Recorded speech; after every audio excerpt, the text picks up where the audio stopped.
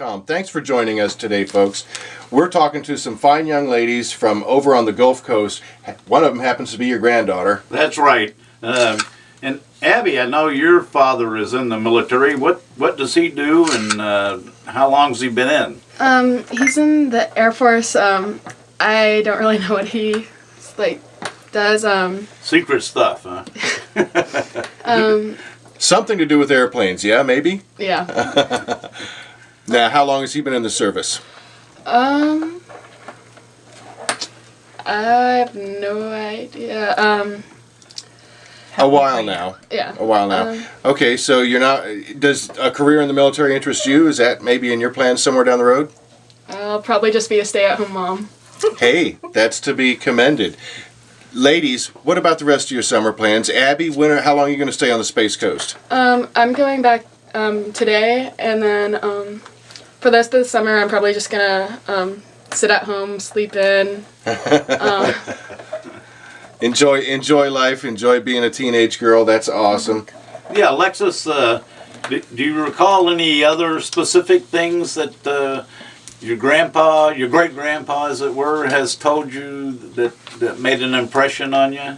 That he was one of the fighter pilots, and actually when we were learning the Holocaust, we talked a little about the bombing of Japan, and I got to say that my great-grandfather was one of the leaders. So that was very impressive. No kidding. That's some real family history. Yeah, and he's got as I recall, when he used to post his medals, I haven't seen him posted since they moved to the condo. He's got a ton of air medals, so he's definitely a brave, dedicated American, and just like every person in the military that keeps our land free for all of us. What did he think of your article that you wrote for the school? Actually, I haven't told him about it, but I think he would be very impressed and very grateful that I'm able to recall my family history and be proud to talk about it, because some children that I know don't like to talk about their family history or military personnel people. What are the rest of your summertime plans? Preparing for high school. It's that time, huh? Mm-hmm. You're going to be going into 9th grade? Yeah. Cool. Well, ladies, thank you so much for joining us today on American Warrior Radio. It's been fun, and thanks for sharing some of the things that you've been doing and what you plan on doing. Okay, thank you. Glenn, as you mentioned at the top of the show, we got a lot to talk about. Can we hit something really hot and heavy that's going to be important for everybody out there, particularly those that are Vietnam-era vets? Absolutely. Well, as we've talked about several times in the past month or so, they've added 3 new disabilities that are presumptive, meaning that if you're unfortunately diagnosed with them and you were exposed to herbicides, Agent Orange being the common term that you hear, that you can get service-connected for these just by being unfortunately afflicted with it. Now, Back up, hang on a second. Service connected. I know longtime listeners know what we're talking about, but let's say somebody tuned in to AWR, American Warrior Radio, for the first time. Brief synopsis, service connected.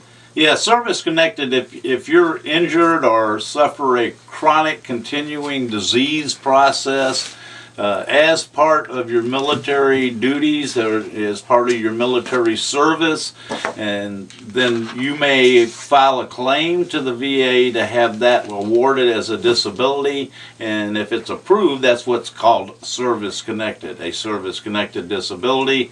And if you're rated 10% or greater, and they rate in 10% increments, 10, 20, 30, 40, etc., if you're rated 10% or greater, there is some monetary benefit associated with that. That's that disability compensation we talk about. You bet. So just to synopsize, if you're on active duty and you serve honorably, and even under some conditions they allow other characters of service, but honorable service, something happens to you in service that's got a chronic, long-lasting effect, it's bothering you now, and there's a logical connection, you need to file a claim with the VA for service-connected disability compensation. Absolutely, and that's kind of the formula for success there. First it was a problem on active duty, and you have service treatment records that show that. You have a current diagnosis that shows you still have it, and then you get a nexus statement from your doctor is the most powerful way to do it, that says what you have today is linked back to what you had on active duty. And to tie that in, you mentioned these presumptives. Can you give a little more info on that word? Yeah, the presumptives kind of break the formula in your favor, and that's that if you had boots on the ground in Vietnam, Go ahead and clear your throat there, big man.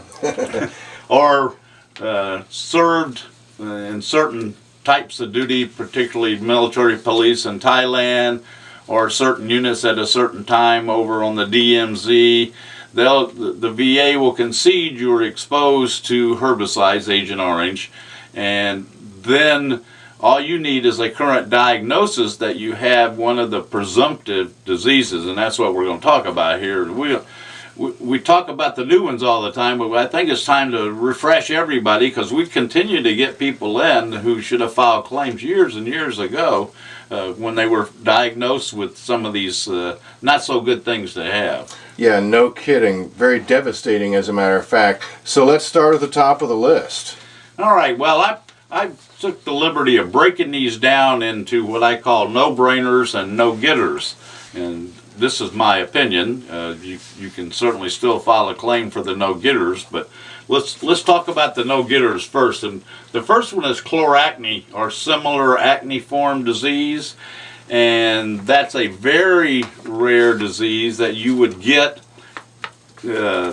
And it would have manifested soon after the exposure to the herbicide. Exactly. Thank you. That's what I was going to try and say. And so chloracne is a no-getter because it really had to have happened long ago. And it had to happen a long time ago, and you would have been diagnosed and probably be service-connected already for that.